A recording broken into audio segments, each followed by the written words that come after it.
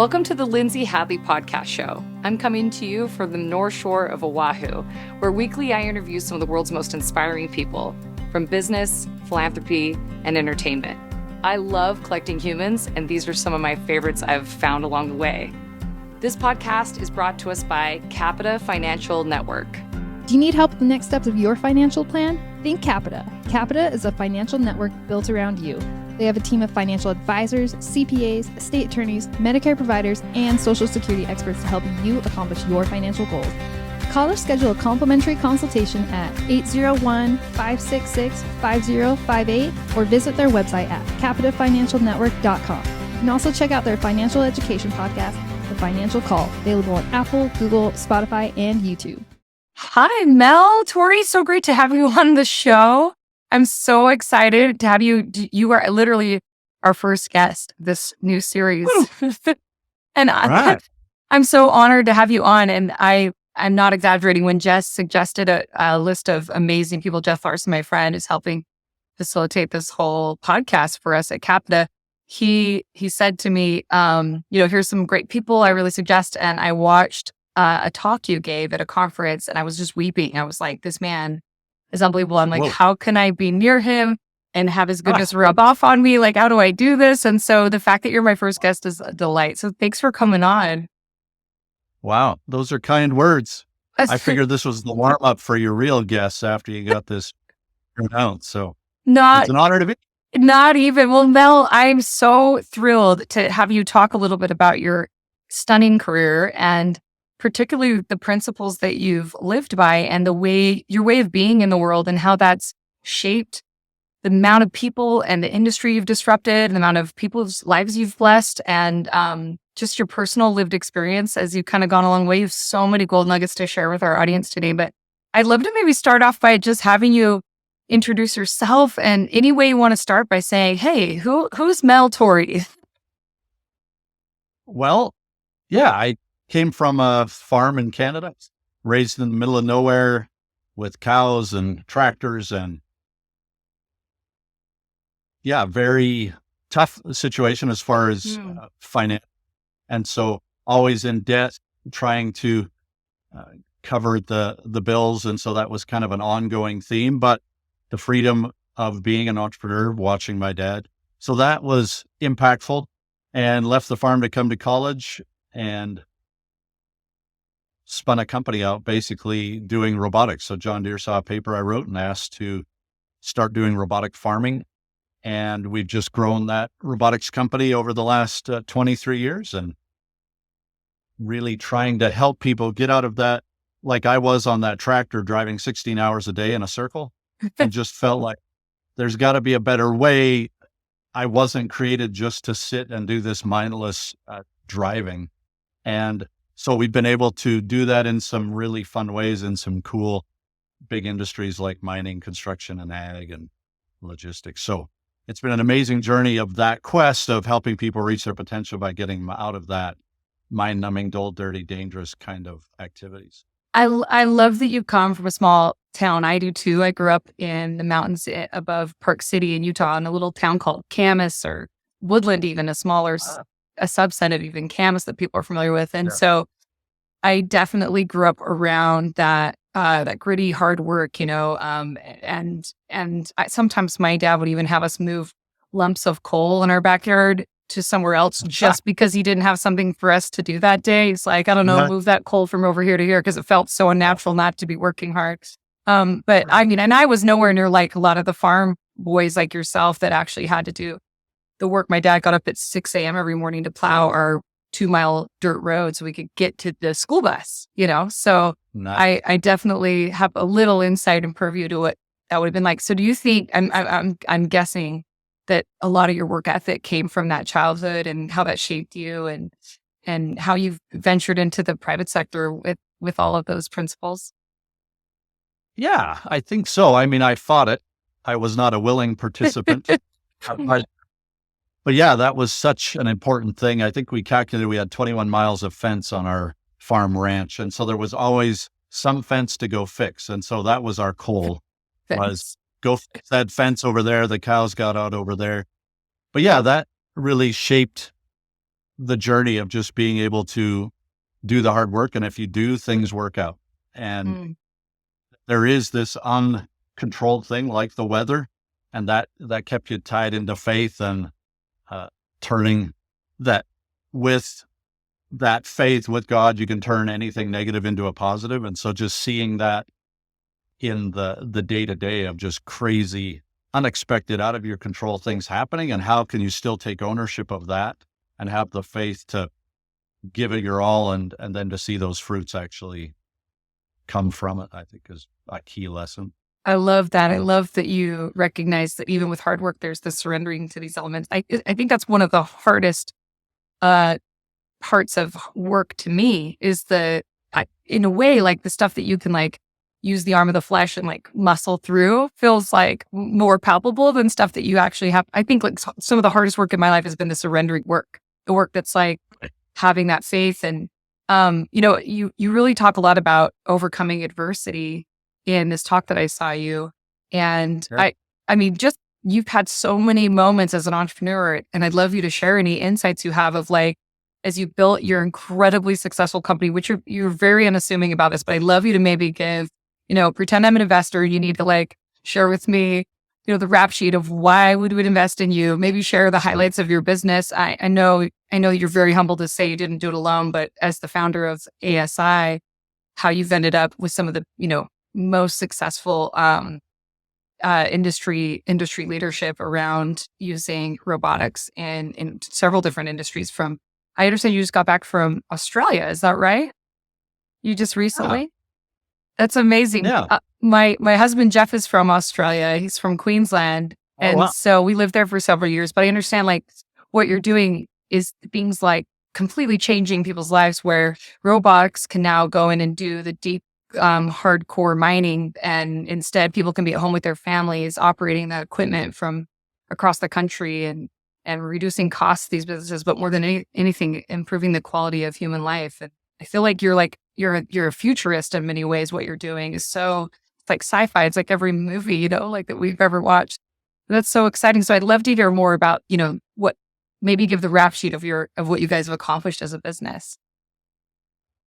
Man, we don't have enough time. No, it's funny.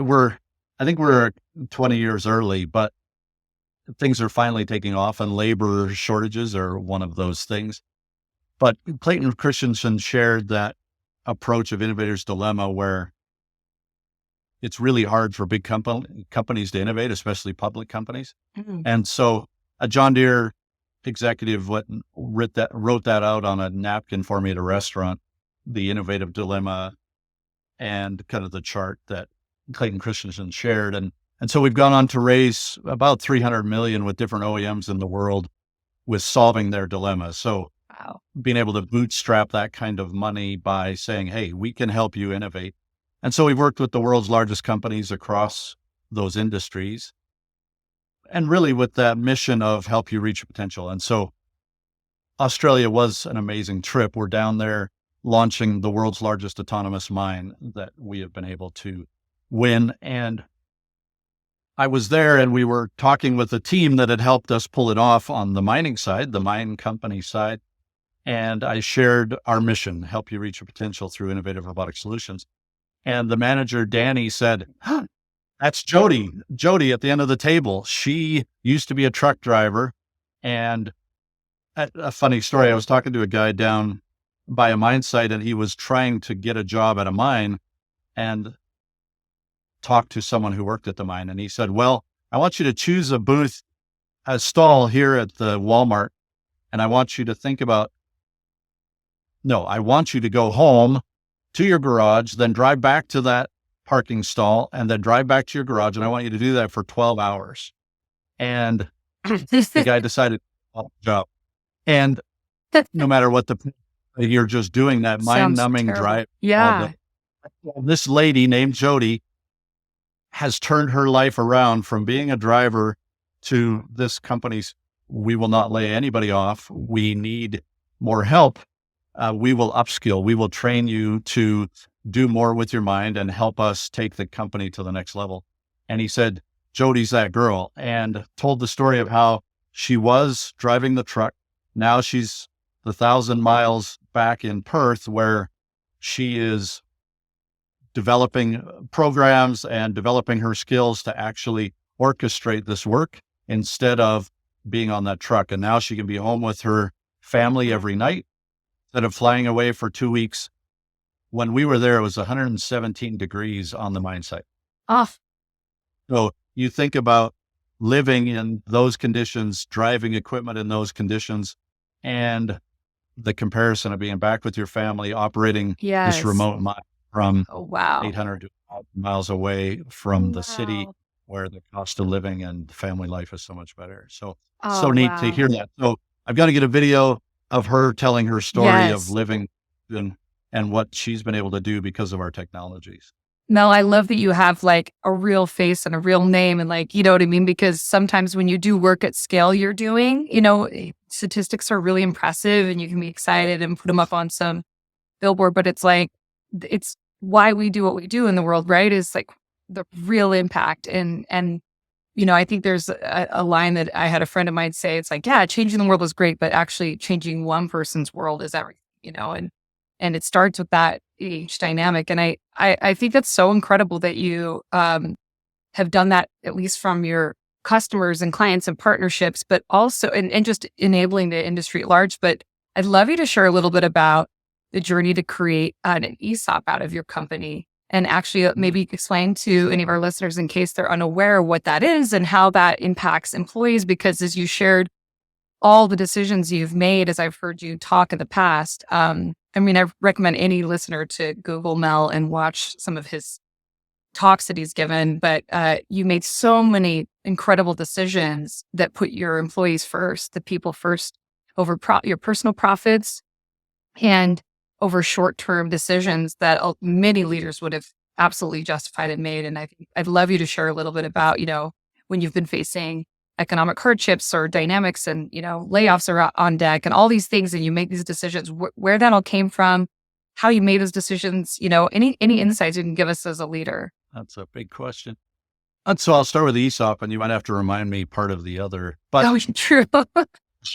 when we were in the early days, the founders, we were working hard. As we scaled, how do I get people to make the optimal decisions? And I realized as owners, and how to work well together and all in the same teams and not have the silos that typically come as you scale between departments and teams. And I realized when we were that team of 10 people, we were aligned, we were good to each other, we treated each other like owners because we were. And it was all about get the job done. There was no finger pointing. There was no us versus them. And I'm like, that's what I want. And so how can I get alignment? I felt like making everyone owners, so everyone's peer. It's not a purchasing department. I'm a senior leader. How dare you mess up my order? And so we changed our mission statement, a vision statement at the same time, to making it a place you'd want to work even when you financially won't have to. And so setting that bar really high. Wow. So that in every interaction, you are doing it in a way, let's say purchasing messed up on your order, that you're doing it in a way that even if they were millionaires, they would still want to come to work tomorrow. Wow. And I only saw fellow owners doing that, to have that respect that I'm not talking down to you. We're both trying to get there. We both have the same motives of the company's success. Those are kinds of interactions I wanted. Oh, wow.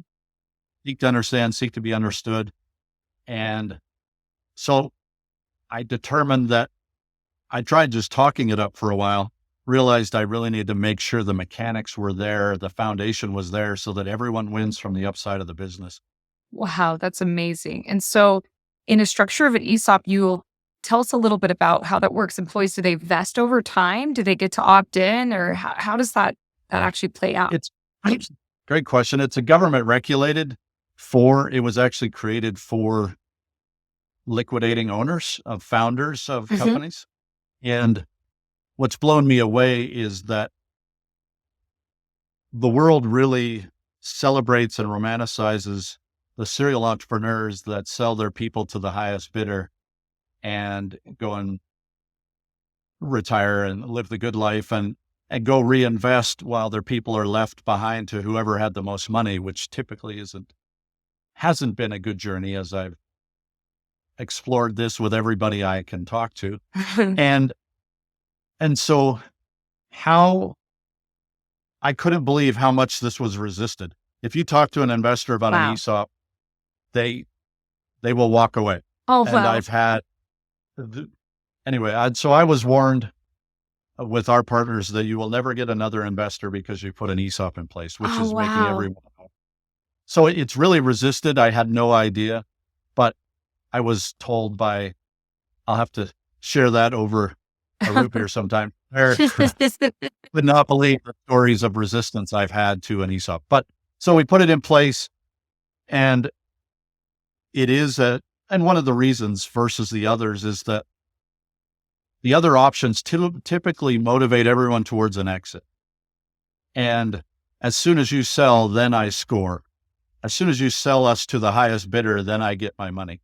And that's why investors don't like an ESOP, is because it's paying people out when they leave or retire, but maybe the product isn't done. They want to exit only when we have our big exit and make our million and sell our people to whoever bought us up, exit. So it's a mechanism where everyone is an owner. The government regulates how shares are allocated every year. The board determines how many shares, and then those are shared based on a couple of factors that include points like how many years at the company, what your salary is, and things like that. Wow. And so, I mean, kind of to the second part of my big question was, what made you decide? I mean, it sounds like you were like, I want to build the culture like this. And it was maybe on a deep, visceral, personal level. I mean, I think as a leader, it takes really long-term accounting to think through all that. I mean, was there something you'd watched or seen, or what invited you to be so other-centric and so holistic in thinking about how to build a business? Because I just don't think that's currently the culture. We're not really taught that kind of emotional intelligence to think through organizational behavior and what motivates people and like why. But I mean, it almost, my mentor would call it dumb smart, right? Like he says, oh, this is just dumb smart, these common sense that isn't common practice. Like when you describe it and you're sharing the motivation, it's like, of course everyone would work better. Of course you'd solve problems. Of course you'd all win, because like a rising tide, all the boats come up. We know this about human interaction, but like, what was it that led you to like really have, persevere through all of those people telling you no? Or I'm sure you talked about moments where you didn't even know if you're going to pay your own mortgage because of how unbelievably recklessly generous you were to the people you were leading. I mean, how did you decide that? Yeah, in an amazing way. I would say it's probably my parents' fault and just their giving nature on the farm. But, and so that really just came from my core. I think Simon Sinek says that you just know your mission.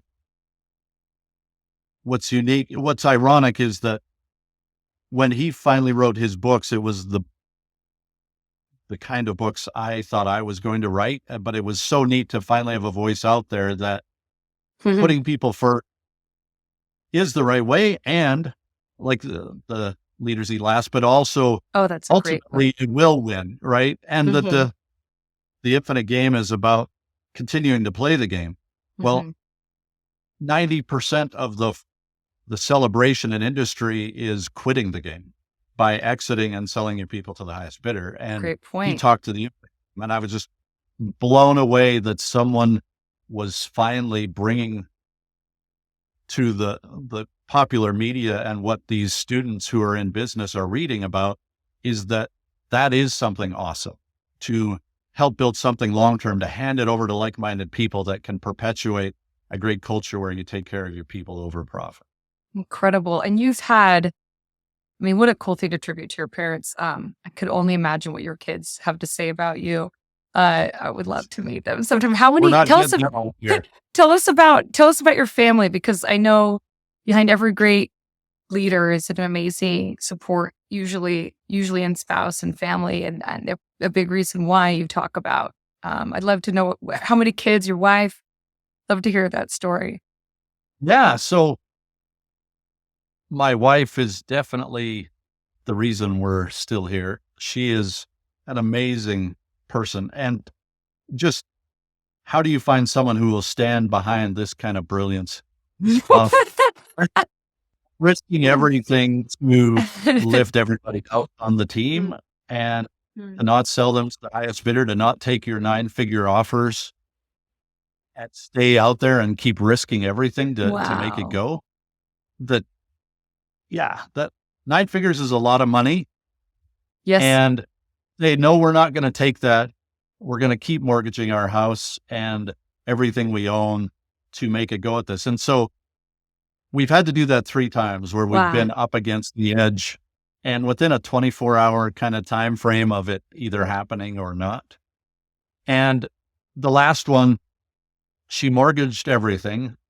We got assessments of our land and all of our everything we owned, and the bank was maxed out. Everything, the credit cards, we had people on travel whose cards were bouncing, and they're like, "What's going on?" Oh my gosh!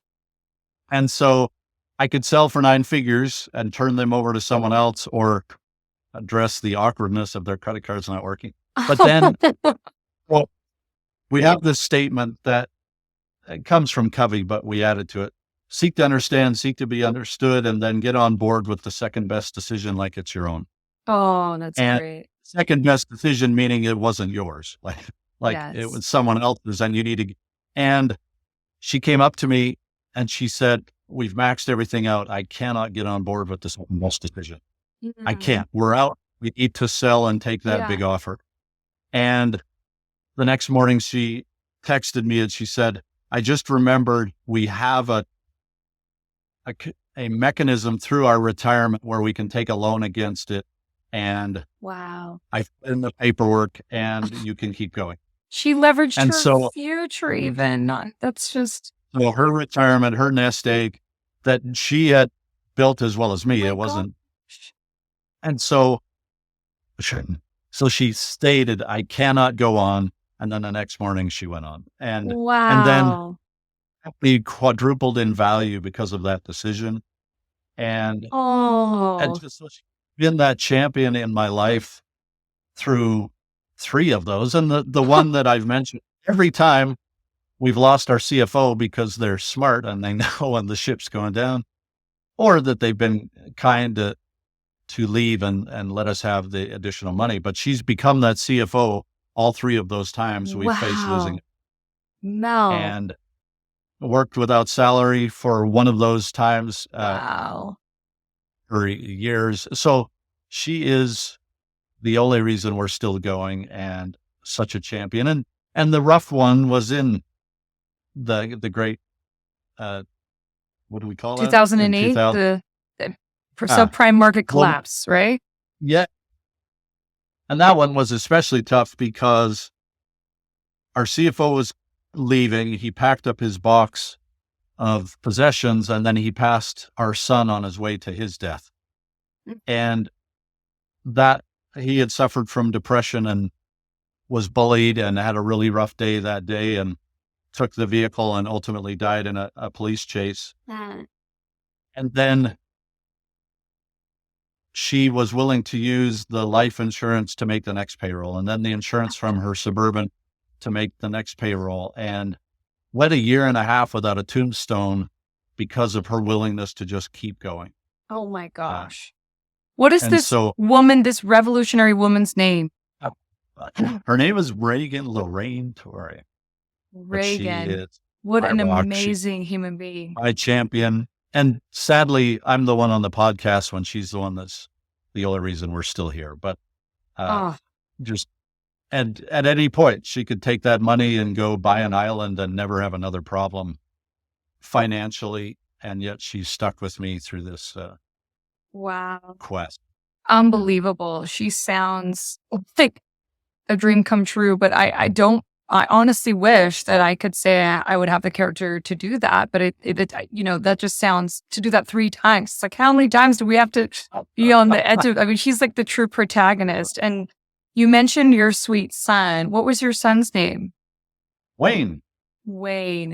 And you said that he was struggling with depression. That's such a passionate topic of mine. I've spent, I've spent 20 years in the nonprofit sector in the last decade as a consultant, helping raise money and put on campaigns and large scale events for various causes. And mental health is a big one that I've spent a lot of time in.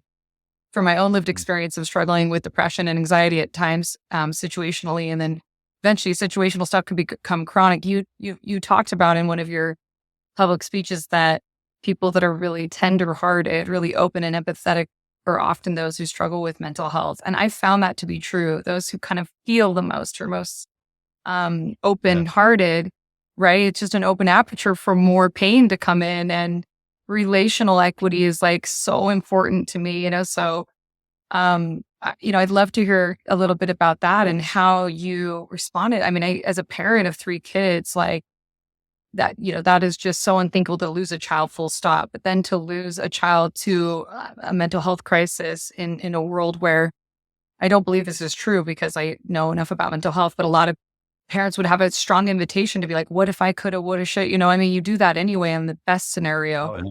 But that's one of those really difficult things to walk through. Like one of the most difficult things I think a human being could live through. And you just seem to have had such a stunningly miraculous response to it. I'd love to hear a little bit about that. I think people would find your approach to such heartache really inspiring. I know I did.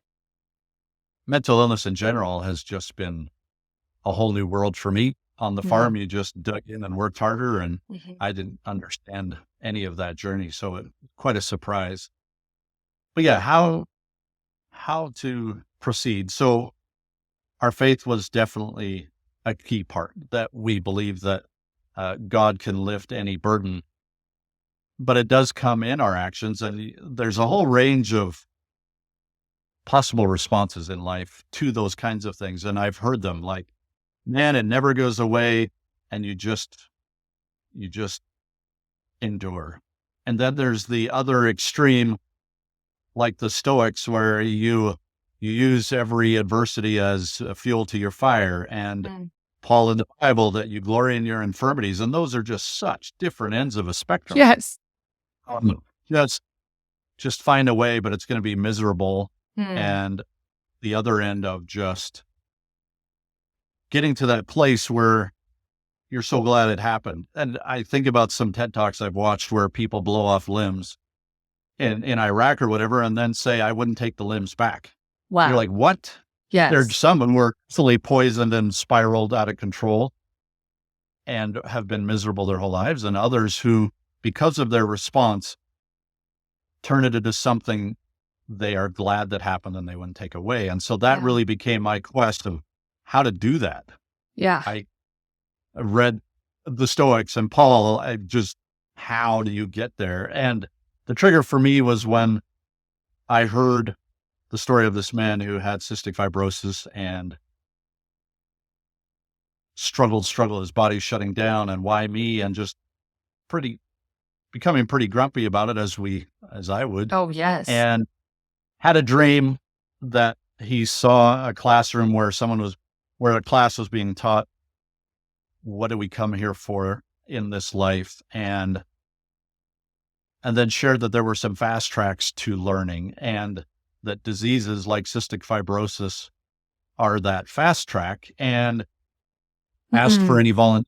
He saw himself in the back of the classroom raise his hand. Wow. And you think of that mind shift that happened to him as, I chose this. And you talked about ownership, and I love Covey's point about, until you can honestly and deeply say, I am what I am today because of my decisions yesterday, I cannot choose otherwise. I don't think he meant it at this extreme level, but for this person named Don, he then was able to take ownership for where he was.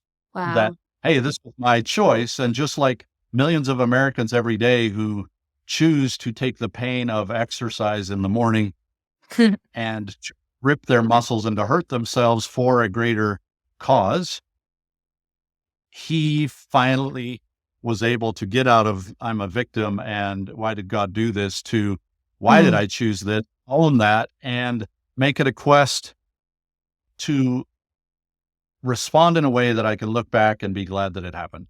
Wow. And That's crazy. And so, but it changed my life because once you adopt that, every area of your life can become that kind of a quest. So being stuck in traffic is an example I use, that I'm stuck in traffic. Okay, why would I have chosen this? How can I respond so that I can look back at this and be glad it happened? Wow. Well, I'm going to listen to a Lindsay podcast and get a breakthrough for business that will change us forever. So I'm going to go pull that up, or that I'm going to call my child that I haven't talked to in 2 weeks, and just turning everything like that into a positive Wow. has just blown my mind. And I don't care if I chose it or not, that my son Yes. and I sat down with my wife and our Father in heaven and said, hey, here's an opportunity for dad, at least, to learn incredible things, to turn all of the negative in his life to positive, to lose fear about the bad things that are happening. Wow. And Wayne, will you volunteer? And I know he's that kind of a kid who would. And so Wow. that's my belief. It doesn't matter whether I chose that traffic jam or not. I can act in a way to be glad it happened, and that it Wow. happened not just for me, but that I actually chose it because, understanding the upsides, it was something I wanted.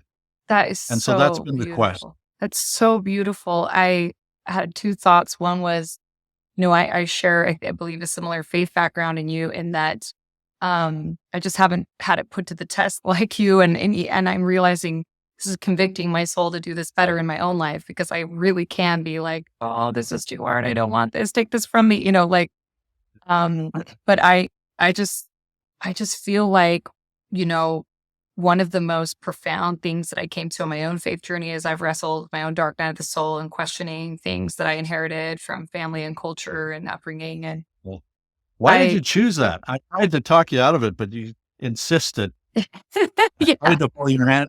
Why did you choose to have exactly. those genes? Exactly. Well, I'll tell you what, what I tell people, like my quote unquote testimony or my core belief is that, like, yeah, I don't know if the Son of God lived 2,000 years ago. I'm all in on Jesus. I believe love is a person. I think his name is Jesus, and I believe that, even if he didn't live and it's all a made up thing or some metaphor or whatever, when I live as if he's a real entity, a real person, and I build a relationship with him and everything that he embodies, which is the ultimate edifying source of love, my life is better. I have more joy, more peace, more love in my heart. I feel more whole and I have more meaning. And so I'm all in on that, right? Like, that's what I know. I know that's true, that my life is better when I fixate on the Savior and try to be like him and live as if he is real. So after that, everything else is just a belief, and I can't prove anything to anyone, and I'm not going to really try to, but you know what I mean? But I know that my life is better, and that's enough quality to go all in. So I hear what you're saying when you're like, look, it may not even be true. That's what I believe in, and the dividends pay off, right? So keep perpetuating that belief. But I'm curious, my question I had was, in thinking about people around you, you had other children when your son died, correct? He was, what number was he of your children? He's actually the first. So we have 6 kids, and then we're adopting a girl who was born to a lady living on the street in Kansas, and that her mom had died. And so we are, she's a little angel, 12 years old, and been a blessing to our lives. So that's 6 of our own, and that the 7th. You are an angel. I know you don't say anything. I fear effusely acknowledging you, because I know you don't do it for this, because people like you don't do it for this, but I just want you to know what an inspiration your life is and what an indelible mark of love your life is. The fact that you're running towards vulnerable children like that and taking one in your home, I mean, that is just, I know what a trajectory. I've done work in the space of foster care, vulnerable children, orphans. I mean, you were doing the work of angels, you and your wife and your family, but thinking about your son, and you had 5 other children, or maybe some of them were not born yet. 5. Yeah, all fine. So when you had this moment where you're like, I'm going to choose to make meaning of this, I'm going to choose this paradigm that will make the most of this suffering in my family. Did you have to did you have to navigate that like an Occam's razor with allowing people to suffer and be where they're at? You know what I mean? I'm just sitting there thinking of the invitation that would be if you chose that kind of this positive embracing attitude and someone else is just in the mourning stage, denial, suffering, rejecting, you know what I mean? Like how your very choice might fly in the face of someone else's capacity at that time. Do you know what do you kind of understand what I'm asking? Is like, how did you create space for others to have a different, experience with their grief, if at all? Yeah, it's a great question. I think, and very real as you go through it to understand how many get divorced and why. Yeah. Because you're in the different phases and they aren't in sync. And so when one is finally having some happiness and the other is like, how could you be smiling? Did you not love him? And that is so hard to navigate. And then you talk about the if only. I was off trying to save the company because we were obviously going bankrupt. So I was on a plane. If only I had been home with my family. And so I had to listen to his last heartbeat on a cell phone in the middle of a snowstorm in Wyoming. Oh my and goodness. My wife had to be at the hospital all by herself. I mean, family was there, but without me.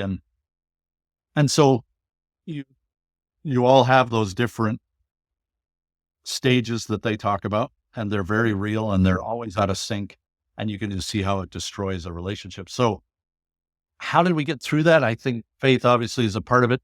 And to your point about Jesus, if you believe he's the most powerful being in the universe, that means that he loves you more than you can conceive, more than even your mom, and he let it happen, and he loves you so much that he gives you choice. You had a choice. He could have stopped it.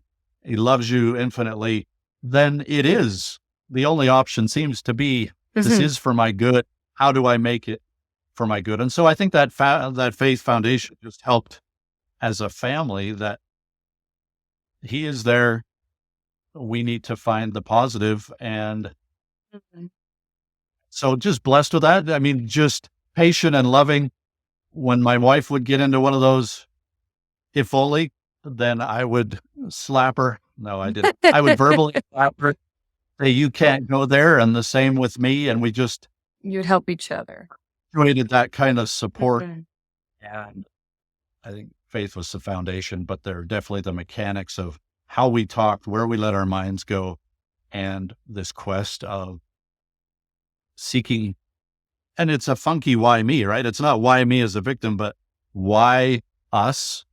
Why were we chosen to lose a child? And why did we choose it? Why are we someone the Lord would trust with that kind of adversity? Yeah. And so that was kind of the quest. So I'm sure my wife would give better answers to that, but I can see why it destroys you. But we were incredibly blessed to not go more to the extreme of the left of just survive if you're lucky, to being incredibly blessed through it all. Wow. I mean, it's really cool. I had a dinner conversation with a gentleman who I was really inspired by, who's accomplished a lot in his career. And he didn't have like an orientation around Christianity or deity or whatever, but he definitely was like, this is all the Matrix. This is all a game. And like, he had this other paradigm that was kind of this cool sci-fi, like it's all just, using and leveraging, and the Stoics similarly, you don't have to necessarily have like some metaphysical belief behind it. You can just say, hey, this is what's on deck, the reality of surrendering and using what is instead of fighting against wishing what was. Just seems so practical and so powerful and so empowering. But what I love about Jesus and the narrative with the Savior is that it gives that grace as well. It's not just all on you, right? Because some of these other modalities, kind of, you got to pull yourself up by your own hair. You're like, you know what I mean? You're like, here I am suffering, and I'm never a victim. And it's like, in a way, we all are victims. I mean, what is more, true than the fact that we're in a system and a macrocosm of the other people's agency and choices and things that are out of our control, as you talked about earlier, even down to the weather. And so the grace of God to even just let us have the lung in our breaths and to choose to have a choice in this moment is so deeply sacred, that idea. And I just think your life is so clearly been shaped by that. I'm just so inspired by you, Mel. I'm so grateful to meet you. Like, I know you've actually taken some of this learning as a leader and you've applied it into the nonprofit sector. Is that right? You're using this to help other people. Can you tell us a little bit about your nonprofit, your charitable work, and what your hope is for all of that in the future? I'd love to hear about that.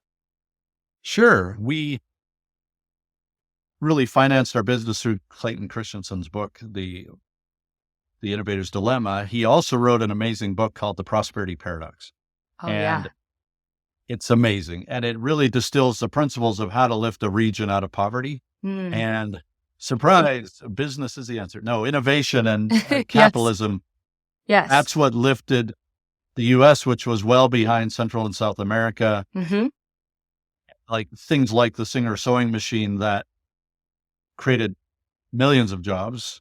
And that was both in the steel factory, the rubber factory, everything to make the Singer sewing machine, and then all of the factories that were created to make clothes. And that single invention, that single idea, and someone who persisted in getting it through the production phases to go and lift a region.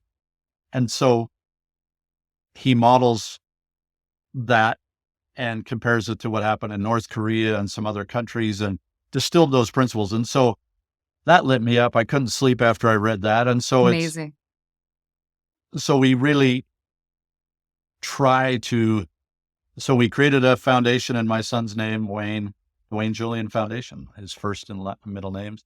And we take our team and people from the community and we go down to Guatemala and Africa, and we try to help both at the educational level with STEM education and build up those kinds of resources so that they can build industry. And then we try to, and it's mostly women empowerment.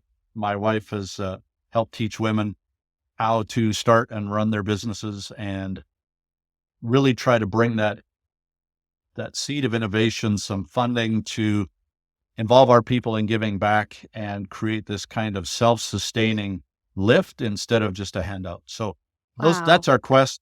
We've done some things in Africa and Guatemala, and just giddy about the potential there. So it is amazing. It is a bit of a challenge when I think about those 9-figure offers and what we could do with those, but we are with that kind of money over there, but we are going to do it a little slower by leveraging the profits of our business as we go to make those differences. Wow. Well, Mel, I really love, first of all, that you're doing work in Africa and then Guatemala. I actually work with a foundation, the Fox River Foundation based out of Chicago, that my mentor, who passed away this last year, Joe Ritchie, started, that is doing a lot of work with women in entrepreneurship in Guatemala. We should have a whole separate conversation offline about that. But what I wanted to share with you is that, interestingly, from my 20 years of experience in the nonprofit sector, actually, the best thing to do is leave your checkbook at home. What you're doing, where it's lean and incremental, like when you said it's taking longer,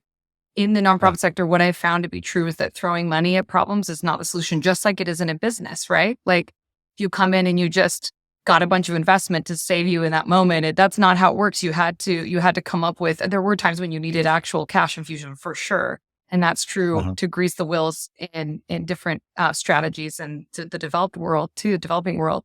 But actually it's bringing your head, your heart, your character, those values that you apply that actually bring the gold and bring the value, because I believe value is always created where value is merited, right? Like if you're creating value, then value comes. It's a virtuous cycle. It's like a law of physics, right? You've worked with NASA and you've seen there's an actual quantum world where like this stuff matters. You put the stuff out and it has a tailwind that you can follow. It's just so dynamic and alive. And so I actually think you might be surprised one day when you holistically look back and go, I'm super glad I didn't have a big, private foundation that I could just write checks to, because your leadership and your heart and your wife's like rolling your sleeves up and getting dirty, so to speak, and building this is actually the mechanism that creates the most value in these spaces. And I'd love to talk to you more about that.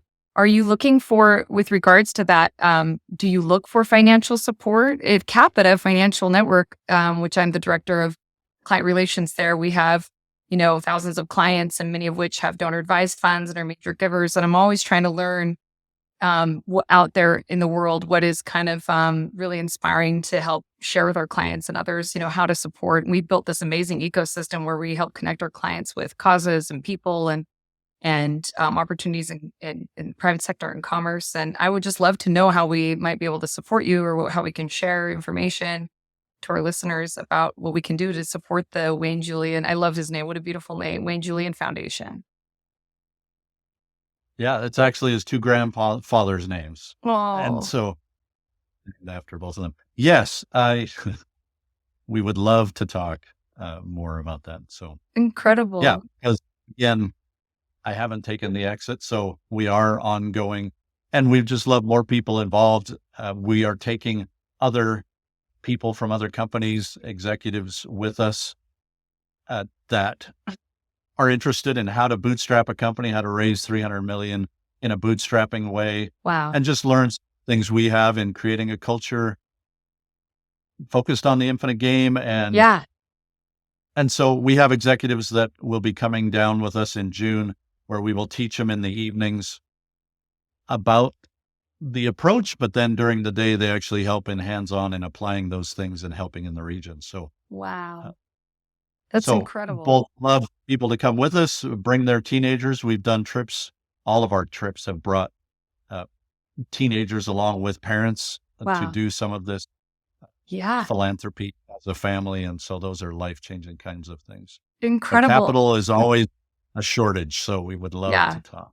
Well, I think it's so cool that you bring families, because we just spent, my husband and I have 3 boys, and we spent the summer in Eswatini, Africa, which formerly known as Swaziland, working on major large scale agricultural plays, as well as literally just playing in the dirt with kids and encouraging these Right. mages, they call them, little mothers that are trying to get by day. And, it's so ironic. I'm sure you'll agree, but like when we do these things, it's actually because it's so self-serving. It's so joyful. It brings us so present to God. Like we meet God there, and we get reminded of, what matters. We are inspired by the people and their resilience, and we're constantly mentored by them, and how to have great faith and great resilience and great leadership. And it's just been really cool. I'd love to know how the future of what you think is on deck for the developed world. Like, third world countries like Eswatini, they have only 1 million people, and agriculture is such an important issue right now with what's going on, the macroeconomics of our planet, and the Ukraine war, and, the restrictions that we're putting on a lot of globalization and trade. And everyone's so scared about the future of agriculture and food. And with your technology, how do you see the developed world getting their hands on the scalability? Is it something that will take like a trickle down effect, where first you got to get the first world totally adopting it, and then over time? Or can you see governments and philanthropists and leaders investing now in the future of technology for these developing countries? Yeah, great question. I think there isn't just one answer, but we have. So yes, now is the time, but what is the right answer for those certain regions and what their labor situation is and what truly will scale? It could be that the answer is more on the seeds and the fertilizers versus the doing of the work, but we would love to help with that. In Guatemala, one of our teams, the ag team or ag robotics team, they've gone down and created these organic growing systems for the schools, that the malnourished kids can have lunches that have the vegetables. And so we've been able to create those kinds of organic gardens that Incredible. will feed those people. And so how to apply an approach, I think it may differ a little bit by region, but those are the kinds of fun problems that stretch us and help us reach our potential. Incredible. One of my good friends, Heather Collart, runs the Collart Foundation in Utah. She's one of the biggest benefactors in the state. And her grandpa started a big HVAC company that was an ESOP, and has vested all his shares when he passed into a private family foundation. And now in perpetuity, they're giving just significant 9-figure donations every year away. I mean, just consistently it pouring into the communities that they're in. And it's really cool to think what you're building, Mel, at least for me from the outside, and how that will literally be something that lasts 100 years from now. Like your grandchildren will see the impact of what you built now and the foundation you laid. Do you have like a plan for your personal, when you can have an exit? How does that work for you? Like at what point are you like, okay, I got it to this point of sustainability. Is there a plan for you, a parachute? Is a moment in time where you can sit by the pool or even continue to do your amazing work in the foundation going forward? Yeah, I got to walk my talk, right? If I say make it a place you'd work even when you find out you don't have to, I can never leave. Yeah. I think they will push me out soon enough. But I think the general idea is that it would be a transition over time, that as we're handing shares to the employees, we're slowly liquidating ourselves out. We want to keep a control and a trust just so that there's never an event where they sell to the highest bidder and the people that are left are pushed into a profit first kind of organization. So I think it is a transition for me to, it's all the same principles, the same day-to-day activities, whether I'm on a board for the foundation and helping set vision and helping perpetuate the culture and the strategy. That's what I do now. And so I'm already involved in the foundation. So I think it'll just transition over time, bring more and more leaders in to help. But I never see a moment where, okay, Mel's done.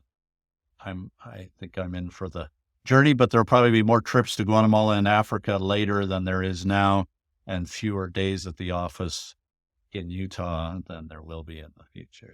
Wow. That's incredible. Well, I'm so grateful for your story, for your life, for your leadership. I would love to hang with you more if you let me. I'd love to find out how we can support you. Genuinely. It has to be in Hawaii. I'm all in. Deal. Yeah, exactly. I'd love to have you here. But I, without exaggeration, I think I haven't ever seen a talk that had such impact on me. And I think it was just somebody's iPhone. It wasn't even some highly produced thing. You were just like sharing your story, and it was so deeply personal, impacted my life so personally. So when you think of like, okay, I have statistics and numbers and people I'm helping, you can also remember you helped little Lindsay Hadley on the North Shore. So thank you so much, Mel, for coming on. And I can't wait for listeners to hear your story and to learn more. Is there anywhere you want to direct people to learn more about the Wayne Julian Foundation, or even your company, or to connect with you in any way? Is there any way you want people to be pushed to connect? That's a great question. I think the ASI robots.com is our main company, and that has links to that. I think the Wayne Julian Foundation website, and it has a Facebook page you can. Perfect. I'm going to follow it. I should have been prepared. I'm going to no, don't worry. We can even put that in like our little notes and share that with the audience. But so websites is a place, in social media. Those are some good ones. Mel, that's awesome. So I will get you the website so you can put that in the description. Great. We can add that later. The page, and give you a YouTube channel and some things that you can look. Great. We'll share that. Mel, thanks again. Thanks for coming on the show. Honor for a farm kid from the middle of nowhere. And I guess a fellow small towner. That's we had right. 100. Yeah, small town kids, man. Well, thanks so much, Mel. Appreciate you. Appreciate it. Thanks so much, Lindsay. Thanks. Do you need help with the next steps for your financial plan? Think Capita. Capita is a financial network built around you. They have a team of financial advisors, CPAs, estate attorneys, Medicare providers, and Social Security experts to help you accomplish your financial goals. Call to schedule a complimentary consultation at 801-566-5058 or visit their website at www.capitafinancialnetwork.com. You can also check out their financial education podcast, The Financial Call, available on Apple, Google, Spotify, and YouTube.